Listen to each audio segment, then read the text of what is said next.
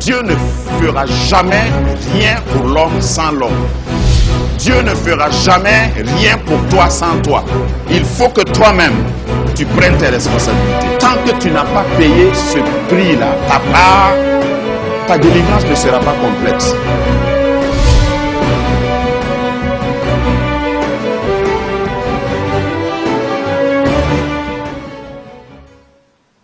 Exode chapitre 14. Nous allons lire du verset 1 au verset 30. Ça va être une longue lecture, mais c'est une lecture dont il faut s'approprier. Et le thème de mon message que je propose pour toi, c'est « Tu ne seras pas submergé ». Ceux qui ont compris ont dit « Amen ». Ceux qui n'ont pas compris comprendront plus tard. Commençons la lecture. Exode 14, 1 à 30. L'Éternel parla à Moïse et dit, « Parle aux enfants d'Israël, qu'ils se détournent et qu'ils campent devant Pi-Hahiroth, entre Migdol et la mer, vis-à-vis de Baal-Téphon. C'est en face de ce lieu que vous camperez près de la mer.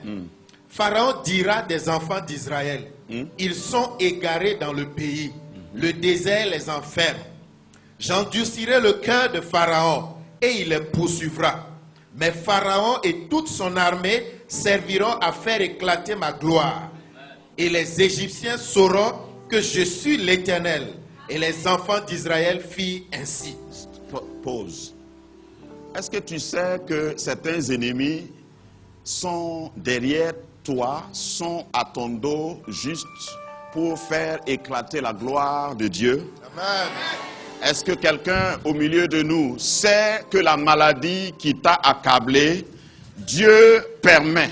Ici, il est dit, Dieu a endurci le cœur de Pharaon. Pharaon ne l'a pas fait volontairement. Dieu permet certaines situations pour faire éclater sa gloire.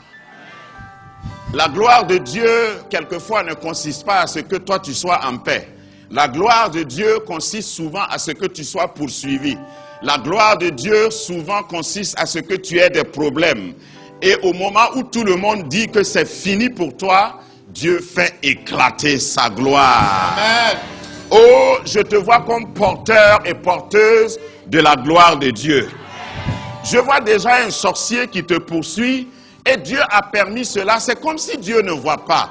Dieu a endurci le cœur de cette mauvaise personne pour qu'il te poursuive, pour qu'elle te poursuive afin d'éclater sa gloire. Continuons la lecture, ça devient de plus en plus intéressant. On annonça au roi d'Égypte que le peuple avait pris la fuite. Alors le cœur de Pharaon et celui de ses serviteurs furent changés à l'égard du peuple. Il dit, qu'avons-nous fait en laissant aller Israël dont nous n'aurons plus les services? Et Pharaon attela son char et il prit son peuple avec lui. Il prit 600 chars d'élite et tous les chars de l'Égypte. Alléluia. Il y avait sur tous... Attends. Je vais annoncer à quelqu'un que ton ennemi va utiliser tout ce qu'il a pour te poursuivre. Amen. Et Dieu, parce que c'est tous les chars d'Égypte qui sont sortis. C'est stratégique. Dieu veut que ton ennemi réunisse toutes ses forces. Regarde, le couvent dans lequel les ennemis de ton âme, les sorciers se rassemblent tous les jours. Dieu va incendier le couvent. Amen. Avec tous les instruments qui s'y trouvent. Tous les chars de Pharaon réunis vont être engloutis. Je ne sais même pas si tu mesures ce que je suis en train de dire. Vas-y. Il y avait sur tous des combattants. L'Éternel endurcit le cœur de Pharaon, roi d'Égypte. Et Pharaon poursuivit les enfants d'Israël. Les enfants d'Israël étaient sortis la main levée. Les Égyptiens les poursuivirent Et tous les chevaux, les chars de Pharaon, ses cavaliers et son armée les atteignirent campés près de la mer vers Pi-Hahiroth, vis-à-vis de Baal-Téphon. Pharaon approchait. Les enfants d'Israël levèrent les yeux et voici les Égyptiens étaient en marche derrière eux. Et les enfants d'Israël eurent une grande frayeur et crièrent à l'Éternel. Amen. Il dit à Moïse, n'y avait-il pas des sépulcres en Égypte sans qu'il fût besoin de nous mener mourir au désert? Que nous as-tu fait en nous faisant sortir d'Égypte? N'est-ce pas là ce que nous te disions en Égypte? Laisse-nous servir les Égyptiens, car nous aimons mieux servir les Égyptiens que de mourir au désert. Moïse répondit au peuple, ne craignez rien, restez en place et regardez la délivrance que l'Éternel va vous accorder en ce jour. Yes.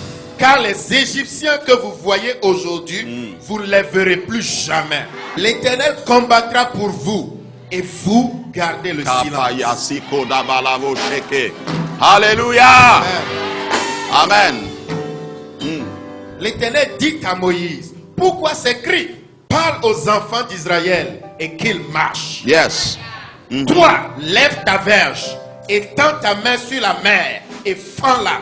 Et les enfants d'Israël entreront au milieu de la mer à sec. Et moi, je vais endurcir le cœur des Égyptiens pour qu'ils y entrent après eux. Et Pharaon et toute son armée, ses chars et ses cavaliers feront éclater ma gloire. Et les Égyptiens sauront que je suis l'Éternel. Quand Pharaon, ses chars et ses cavaliers auront fait éclater ma gloire. Yeah. L'ange de Dieu qui allait devant le camp d'Israël partit et alla derrière eux. Et la colonne de nuée qui les précédait partit et se tint derrière eux.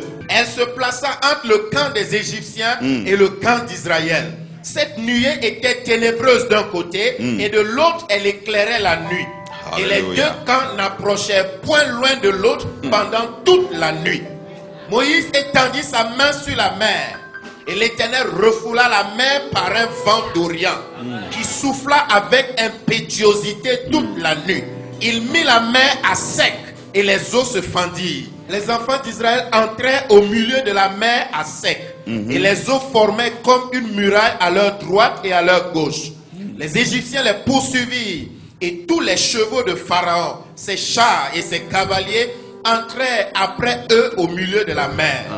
À la veille du matin, l'Éternel de la colonne de feu et de nuée regarda le camp des Égyptiens et mit en désordre le camp des Égyptiens. Il ôta les roues de leurs chars et en rendit la marche difficile. Les Égyptiens dirent alors, fuyons devant Israël, car l'Éternel combat pour lui contre les Égyptiens. Alléluia. L'Éternel dit à Moïse, étends ta main sur la mer et les eaux reviendront sur les Égyptiens, sur leurs chars et sur leurs cavaliers. Moïse étendit sa main sur la mer et vers le matin la mer reprit son impétuosité et les Égyptiens s'enfuirent à son approche. Mais l'Éternel précipita les Égyptiens au milieu de la mer. Les eaux revinrent et couvrirent les chars, les cavaliers et toute l'armée de Pharaon qui était entrée dans la mer après les enfants d'Israël. Et il n'en échappa pas un seul. Mais les enfants d'Israël marchaient à sec au milieu de la mer et les eaux formaient comme une muraille à leur droite et à leur gauche. En ce jour, l'Éternel délivra Israël de la main des Égyptiens. Et Israël vit sur le rivage de la mer les Égyptiens qui étaient morts. Acclame le roi des rois. Acclame le chef de l'armée d'Israël. Oh, sois béni Seigneur. Gloire à toi Jésus. Merci Seigneur. Seigneur, tu n'as pas changé. Tu restes le même, celui qui parle et qui fait arriver des choses, celui qui délivre son peuple. Ce matin, tu es ici pour délivrer quelqu'un. Quelqu'un fait face à une mer rouge, même une mer noire, peu importe. Seigneur, je sais une chose, ton ange est ici. Tu vas nous éclairer. Tu vas éclairer Grâce Académie dans sa marche. Tu vas éclairer la famille qui cherche ta face dans sa marche. Tu vas éclairer l'entreprise qui est ici dans sa marche. Aucune main rouge ne pourra nous empêcher d'atteindre notre terre promise. Seigneur, fais ton œuvre comme toi seul sais le faire. Parle au cœur de quelqu'un de façon personnelle. Au-delà de cette lecture corporative, nous voulons que tu parles personnellement à quelqu'un. Je me tiens ici comme le Moïse de cette assemblée et je veux lever ma main pour que se fende devant quelqu'un sa main rouge, sous le son et l'autorité du Saint-Esprit qui parle à travers ma voix ce matin, que quelqu'un puisse traverser à sec et rejoindre l'autre bord. Seigneur, fais-nous la grâce de voir les cadavres joncer la plage.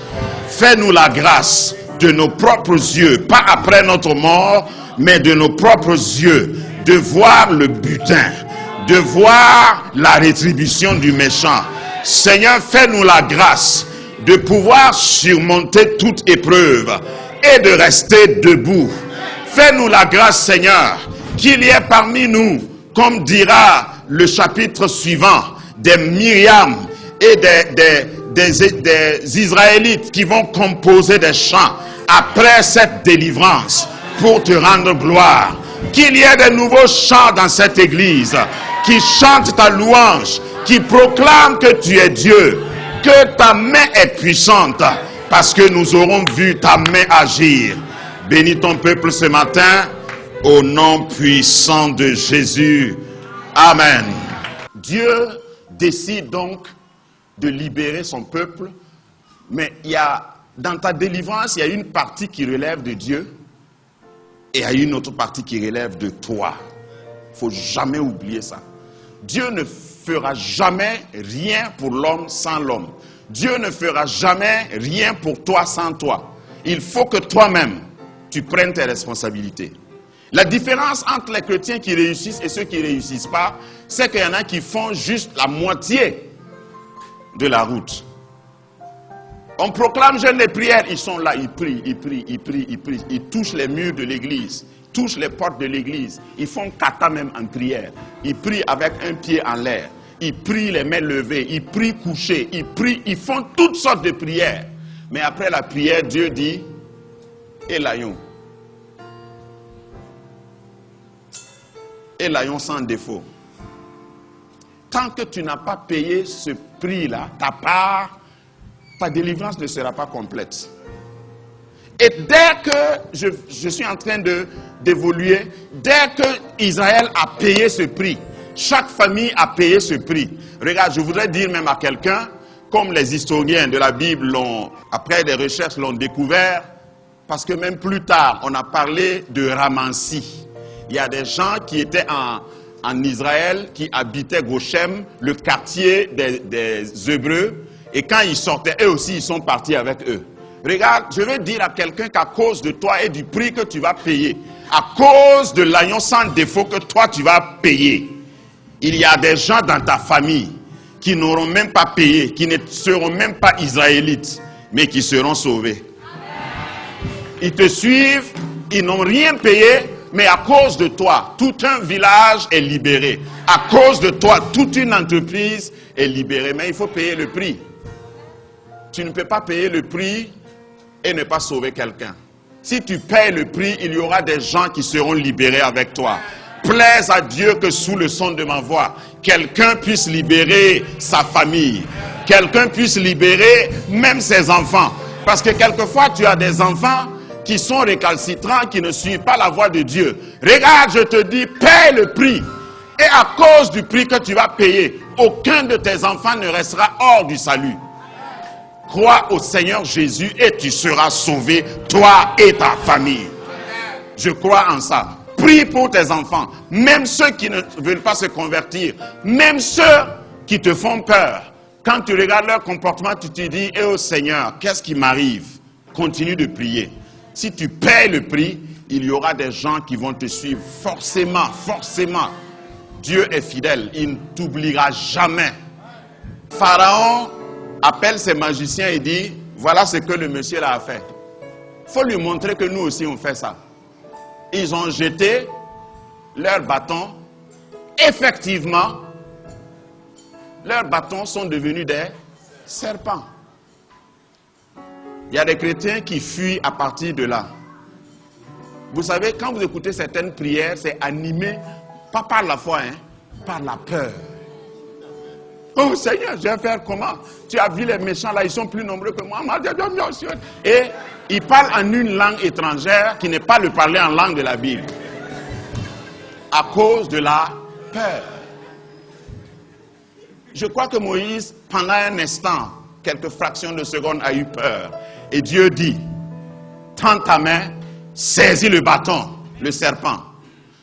Au moment où Moïse a saisi le serpent de Moïse avait avalé. C'est dans la Bible seulement qu'on voit que des serpents avalent des serpents. Sinon, c'est des crapauds, des souris, mais le serpent de Dieu avale les serpents du diable. Et après, il n'y avait plus de magiciens. Et il n'y avait plus de serpents magiques en Égypte. Grâce Académie, une vision, une plateforme, un cadre d'expression et d'épanouissement pour tout l'homme. Une ambassade du royaume de Dieu, un peuple d'adorateurs, un centre multiracial, une église sans cloison avec pour seule passion vivre la réalité de l'évangile de Jésus-Christ. Grâce Académie, une voix prophétique et une vision pour sa génération. Situé à Ouagadougou, à 700 mètres de l'ambassade des États-Unis, côté Est. Grâce Académie. Les magiciens d'Égypte ont persisté, ils sont venus en groupe. Je peux les imaginer chantant, faisant des incantations, marchant sur un pied. Peut-être il y a un qui a fait pirouette et qui est venu, il a jeté aussi son bâton. Mais ça, c'était la dernière fois. La dernière fois. Ça, c'était la première étape de la démonstration de la puissance de Dieu. Vous avez vu dans le texte au moins 3 fois, ils feront éclater ma gloire. Dieu utilise les ennemis pour faire éclater sa gloire. Donc la gloire de l'Éternel s'est éclatée cette première fois. Donc tous les magiciens ont disparu. J'imagine le désarroi de... Ça, c'était l'armée spirituelle de Pharaon. Hein. Il reste l'armée physique, non? Là où nous avons lu, c'était son armée physique que Dieu allait éliminer. Pour de bon. Il dit d'abord, je vais enflammer ou je vais inciter le Pharaon dans sa colère. Je vais l'exciter et il va vous poursuivre. Tout ennemi qui te poursuit a déjà été contrôlé par Dieu. Parce que exciter la colère de Pharaon, là, veut dire que c'est Dieu qui le contrôle. Dieu a une télécommande. Il peut faire avance rapide ou bien il peut faire pause à ton ennemi. Dieu est juste. Et Jésus te dira ça autrement. Vous ne serez jamais tentés au-delà de vos forces. Et dans la tentation, Dieu permettra toujours que tu t'en sortes. Dieu connaît ton âge, ta puissance, ta capacité. Donc il a une télécommande qu'il actionne en regardant ton ennemi qui te poursuit.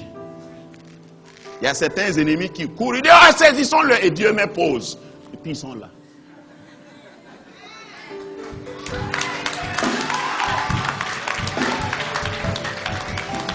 Vous savez que j'ai de l'imagination. Il y a des ennemis qui s'activent. Ils sortent du couvent à 3h du matin. Ils disent, on va aller, moi je connais son adresse. Est-ce qu'il y a quelqu'un parmi les sorciers là? Il y a quelqu'un qui connaît sa maison. Il dit, oui, moi je connais. Je connais son papa, je connais son oncle. Allons-y. Et puis Dieu met pause.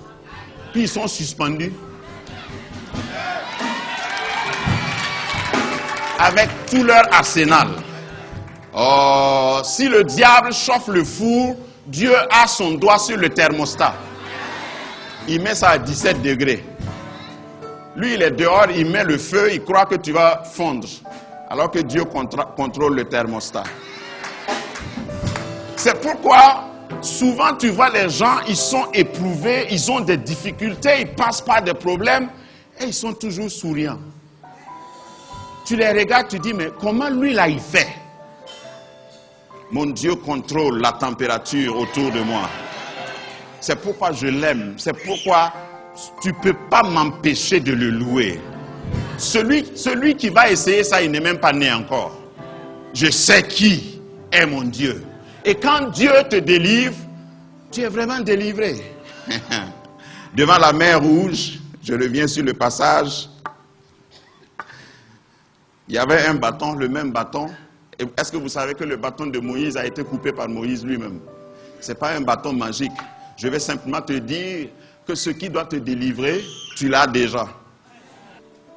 La mer Rouge, selon certains historiens, était profonde d'au moins 30 mètres.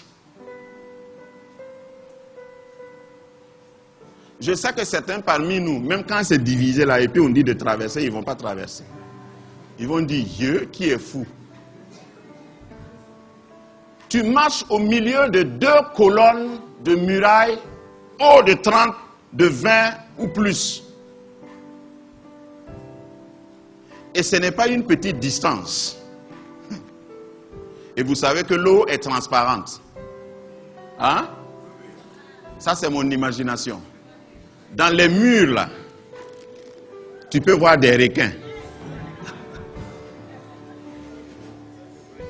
Il y a des requins qui viennent comme ça, ils se cognent au mur, et puis ils s'arrêtent, et puis ils reculent. Ça même, ça peut te faire aller aux toilettes, involontairement. Mais c'est la puissance de Dieu. Regarde, je ne te parle pas d'une délivrance qui ne va pas te faire peur. Quelquefois, il y a des délivrances qui font peur. Dieu dit avance, ne les crains pas. Tu dis non, mais Seigneur, on a dit qu'il y a des sorciers dans cette église là-haut. Et Dieu dit avance, ils ne pourront rien te faire. Je dis mais Seigneur, tu as vu comment ses yeux là sont rouges? On dirait qu'elle est plus méchante aujourd'hui que le dimanche passé. Et Dieu dit avance. Et tu dis Seigneur, est-ce que c'est pas mieux que je laisse mon bébé là à la maison? Dieu dit avance. Ils ne te feront rien. Mais Seigneur, j'ai appris qu'elle a fait avorter 3 ou 4 femmes dans l'église déjà. Dieu dit avance. Tu vas les voir. Tu verras les requins. Tu verras les caïmans. Tu verras les crocodiles à travers la mer fendue. Mais dis-leur, je ne suis pas mangeable. Je ne suis pas dévorable. Je ne peux pas être touché. Il y a un signe sur moi. Le sang de l'agneau me couvre. Tu ne peux pas me toucher. Je vais aller jusqu'au bout. Quand le peuple d'Israël a fini de traverser, le même bâton revient. Il faut être sous un bâton, mon frère. Le même bâton revient. Et Dieu dit, tends ta main. Ça veut dire que Moïse était le dernier à passer. Tends ta main sur la mer. Et quand il a tendu sa main, on n'a pas dit qu'il a prié. Hein? Il n'a pas dit ô Éternel. Il n'a rien dit. Il a tendu seulement son bâton. Et la mer a obéi à la voix de son Créateur. La mer s'est refermée. Et j'imagine que Moïse a dit toutes mes condoléances. Et il est parti. Les requins, les gros poissons marins ont fait un prélèvement. Ils ont d'abord pris la dîme, après ils ont pris les offrandes. Et ils étaient tellement rassasiés qu'il y a certains que la mer a rejetés au bord. C'est ça que les Égyptiens ont vu sur la plage. Si jamais on doit voir ton ennemi, c'est son cadavre qu'on verra. Et Moïse a dit, ces Égyptiens que vous voyez aujourd'hui, vous ne les verrez plus jamais, jamais, jamais, jamais, jamais, jamais, jamais, jamais, jamais, jamais, jamais, jamais, jamais. Et c'est vrai qu'on ne les verra plus jamais. L'histoire raconte, les archéologues ont trouvé dans la mer Rouge des roues de chars. Et ils ont convenu que c'était les chars de l'armée égyptienne qui poursuivaient. Tout est resté là. Ce que Dieu réserve à ton ennemi, c'est le démantèlement au niveau de ses armes spirituelles. Donc il y aura des sorciers qui peuvent même dormir avec toi, mais ils ne peuvent plus rien faire. Dieu a cassé leurs dents. Donc en résumé, ton ennemi, et je vais utiliser un terme militaire, est mis hors d'état de nuire. Ton ennemi a été dépouillé. Grâce Académie, rebâtir, restaurer, réparer, relever.